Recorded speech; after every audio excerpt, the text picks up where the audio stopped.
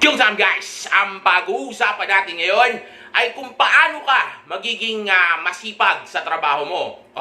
Hindi ito yung maglalaklak ka ng isang drum ng cobra o kaya kakainin mo lahat ng spinach sa mundo para maging katulad ka ni Papay. Okay, hindi ganon. Actually mga G's, napakadali lang nito. Hahanapin mo lang yung purpose mo in life, maghahanap ka ng performance-based job, at maghahanap ka ng production-based job. Okay? Una, hanapin mo yung purpose mo. Bakit ko nasabi yun? Dahil mga G's, kung ikaw ay isang doktor o pulis at hindi ka passionate sa bagay na ito, meaning hindi ka masaya at hindi yung feeling mo para bang hindi ito parang trabaho lang sa'yo. Kumbaga para bang naglalaro ka lang na minamani mo lang tong trabaho na to. Na tuwing papasok ka, pinipilit mo yung sarili mong gumising sa umaga, na hindi mo magawang magpuyat, hindi mo magawang mag-overtime, at hindi nito nagagawang mas mapabilis o maging posible yung mga bagay na gusto mong ma-achieve sa life mo, then wala ka sa purpose mo. Dahil ibig sabihin, hindi ka masaya, hindi ka passionate. Kumbaga, hindi ito yung nagpupush sa'yo para maging masaya at mas magtagal o mabuhay dito sa mundo. Okay? So, hindi yun yung purpose mo in life.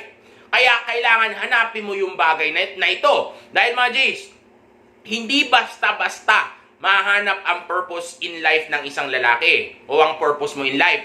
Dahil, ako, katulad ko, tumagal pa ng ilang taon bago ko makita ang purpose ko in life. Okay? Dahil, mga G's, marami ka munang pagdadaanan. Well, yung iba nakukuha agad ng maaga, pero yung iba nagdadaan muna sa iba't ibang trabaho na parang ako noon. To, bigyan ko kayo ng example.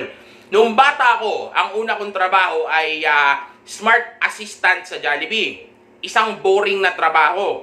Na ang sahod ko, may flat rate lang. Kumbaga, fix. Okay? Kung sasahod ako ng 10,000 buwan-buwan, kahit anong gawin ko, kahit na mag-overtime pa ako, tataas man siya, pero napaka-konti lang. So, paano magiging passion sa akin yun? Paano ako magkakaroon ng passion sa bagay na yun? Kung nikita ko nga, at yung status ko sa pamumuhay, ay hindi naman napapataas nito. Well, nakakakuha ako ng babae, dahil mga G's, kahit wala ka namang masyadong pera, makakakuha ka ng babae. Okay? Yun nga lang, hindi nga lang ganun karami, hindi nga lang ganun kababangis, okay? At yung way ng pagkuha mo ng babae pagka ganun yung status mo, siguradong mas mahirap kumpara sa may mataas kang status, marami kang pera at catch ka na. Okay? Well, pag-usapan natin sa ibang video yan. Pero gaya ng sabi ko sa inyo, ang reason kung bakit hindi ako passionate sa bagay na ito, dahil wala naman siyang mga naidudulot sa akin o maraming naidudulot sa akin na bagay na magpapasaya sa akin. Okay, ganun ka boring yun. May mga times na yung manager ko gusto kong papasukin ng maaga o gusto kong ipag-overtime o papasukin ng off ko pero hindi ko ginagawa. Sobrang tamad ko. Kasi nga, walang kwenta yung trabaho ko. Okay, kaya nga sabi ko sa inyo, kahit na mag-doktor ka pa, kahit na mag-pulis ka pa, o kahit na mag-lawyer ka pa, kung hindi ka masaya sa ginagawa mo, hindi yan yung purpose mo in life. Mag-e-end up ka pa rin na malungkot. Ito pa isang example. Tingin nyo ba, kung si Coco Martin naging janitor lang, tingin nyo ba magiging ganyan siya kasipag katulad ng ginagawa niya ngayon o katulad ng performance niya ngayon na umaga hanggang gabi, kayod ng kayod, kahit may sakit, nasa taping pa din? Wala? Ganun siya ka-passionate sa ginagawa niya. Bakit? Dahil alam niya na ang bagay na ito, kaya siyang bigyan ng financial freedom balang araw. Dahil nga, malaki ang sahod dito at siya ay nababayaran sa performance niya. Okay? Hindi sa production base. Well, actually, kasama na rin yung production. Dahil sa dami ng mga movies, guesting, yung mga taping nila, okay? Sa dami ng mga bagay na ginagawa niya na yan, mas nababayaran siya. Okay, so pasok pa rin yan sa production base, sa performance base, at doon sa passionate na bagay siya, which is yung purpose nga niya. Okay? Pero, kung hindi siya babayaran ng ganun, sigurado, hindi rin siya magiging ganun ka-passionate. Okay, fast forward tayo ngayon. Ito naman, pumasok na ako sa sales. Okay, after ko magtrabaho doon sa Jollibee, nung smart assistant pa lang ako, Nung pumasok naman ako sa sales, binabayaran na ako ngayon sa performance ko. Ibig sabihin, wala na ngayon limit. Nasa kamay ko na ang mga desisyon kung paano ako kikita ng pera. At maniwala kayo sa akin, simula nung nag-umpisa ako doon, wala nang makatalo kahit sino sa akin. Bakit? Dahil nga, sobrang motivated ako. Sobrang passionate ako sa ginagawa ko dahil alam ko na lahat ng gagawin ko doon o kung sisipagan ko lalo, mas kikita ako ng malaki. Dahil commission-based ako. So, ibig sabihin, the more na nagtatrabaho ako, the more na nagpuproduce ako, the more na ginagalingan ko sa trabaho ko, mas kikita ako ng kikita ng pera. At maniwala kayo sa akin, 3 a.m. ng madaling araw, kung pumasok ako doon sa opisina namin. Kasi meron kaming rule dati doon sa trabaho namin na kung sino ang maunang pumasok doon, okay, doon sa sales na yun, which is real estate, okay? Kung sinong unang pumasok doon, sa kanya mapupunta yung mga inquiry, okay? So, ang ginagawa ko, 3 a.m. pa lang, nagla-log in na ako kaagad. Dahil pwede nang pumasok ng ganun kaagad. Dahil iba, Boss Josh, mano yun, aga-aga po sa may opisina nyo. Oo, meron na kaming security guard noon, nandoon na, pinapapasok na kami, hinahayaan kami mag-log in na. At walang makatalo sa akin. Dahil sobrang sipag ko. 3 a.m. ako papasok doon. Tapos maya-maya ibibigay na sa akin yung mga inquiry. Tapos ngayon mas malaki yung chance ako dahil nga meron sa akin na pupunta yung mga inquiry na yun. Dahil isipin mo, kung magsasaturate ka o mamimigay ka ng flyer sa ito mga sales, alam nyo to mga sales ha, nagsasaturate ka tapos namimigay ka ng flyer sa kalye, merong chance na makakuha ka ng prospect mo o ng kliyente mo na mabibentahan mo ng real estate. Malaki rin naman, may chance din naman. Pero mas malaki ang chance na yung nag-inquire, kasi nga siya yung nag-inquire siya yung lumapit, okay, siya yung nag-approach, na ma-close mo yun. So bakit ako mas mag-i-invest ng oras ko sa pagsasaturate kung mas malaki ang posibilidad na ma-close ko yung mga nag-i-inquire sa akin, which is actually nangyayari madalas sa akin. Matter of fact, 80 to 90% na mga nag-i-inquire sa akin, nako-close ko talaga. At nakakatulong pa yon para ma-enhance ko lalo yung skills ko na nagdadagdag ng kumpiyansa ko, kaya habang tumatagal, lalo akong lumulupit ng lumulupit. Ganito pa. So, 3 a.m. ako papasok. Pagkatapos kong pumasok doon, tatawagan ko ngayon yung kliyente. Pagkatapos ko asikasuhin, magpa-flyering pa rin ako. Magsasaturate pa rin ako. Hindi ko inaaksaya yung oras ko. At kung umuwi ako sa gabi, alas 12 na ng madaling araw o 12 a.m. Bakit ako maabot ng ganon? Dahil syempre, passionate nga ako sa ginagawa ko at binabayaran ako sa performance ko. So bakit ako magpapakatamad? Kung sa lahat ng gagawin ko, makakatulong ito sa akin para maabot ko yung mga goals ko. Hindi katulad noong nagtatrabaho pa lang ako sa Jollibee, na kahit anong sipag ang gawin ko, kahit na ano pang performance sa ipakita ko, flat rate lang kami. May cap. Okay, so ibig sabihin, may ceiling. Hindi tataas yung sahod namin. So, since iba yung rule sa sales at nasa kamay ko yung kikitain ko, todo bigay ngayon ako doon.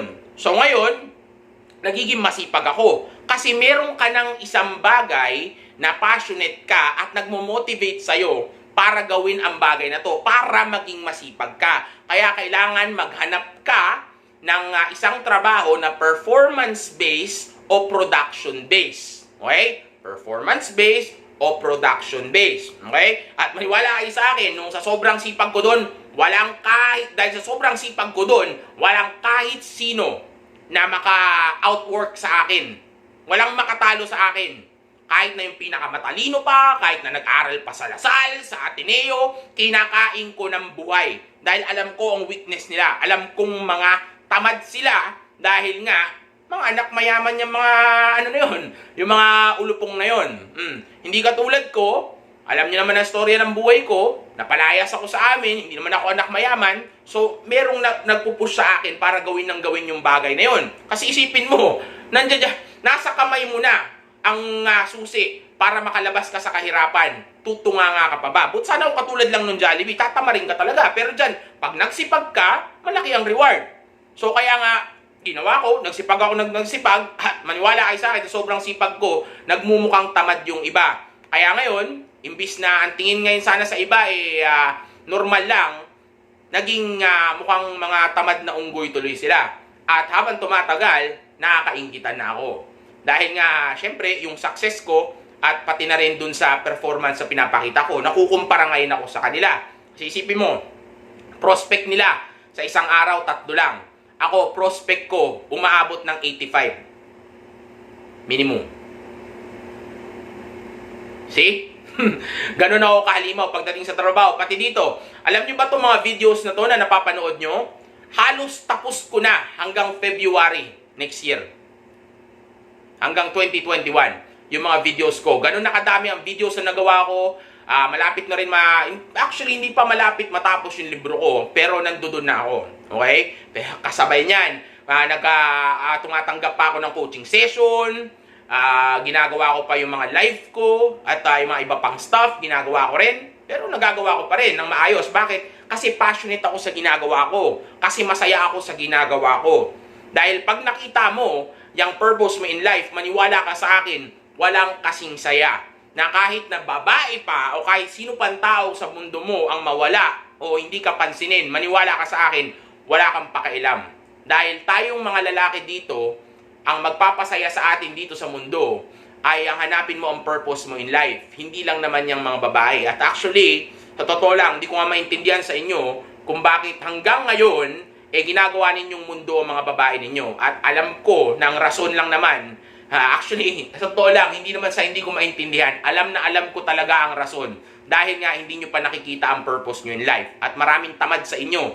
Bakit tamad? Dahil nga, hindi nyo pa nakikita yung purpose nyo in life. Kaya dapat hanapin nyo yung purpose nyo in life. At maghanap kayo ng performance-based at saka ng production-based na trabaho. Dahil pag nakita mo yung bagay na yan, yan ang magdadrive sa'yo. Dahil, ito, isipin mo, kung ikaw ba, taga-sibak ka ng puno. Hindi sibak na ginagawa natin, hindi gano'n. Yung sibak, taga-palakol ng puno. At ang sahod mo lang buwan-buwan, i-fix. Let's say, ang sahod mo lang is 10,000 a month.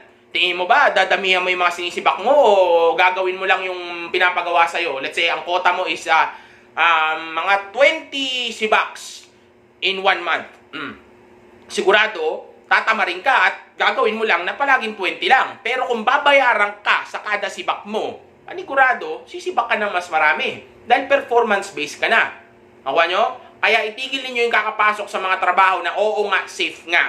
Pero, hindi ka naman bibigyan ng motivation, hindi ka naman matutulungan na marating mo o maabot mo yung mga bagay na gusto mong maabot o mangyari sa buhay.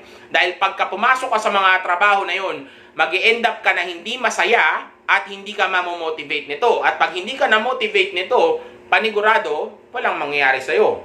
Lalo na kung hindi ka pa passionate dito. Kaya hanapin mo yung purpose mo in life. Napaka-importante nun. Okay? Kaya laging tandaan na magpayaman, unahin ang sarili, at sumibak na maraming puta, yo! Peace! Boom!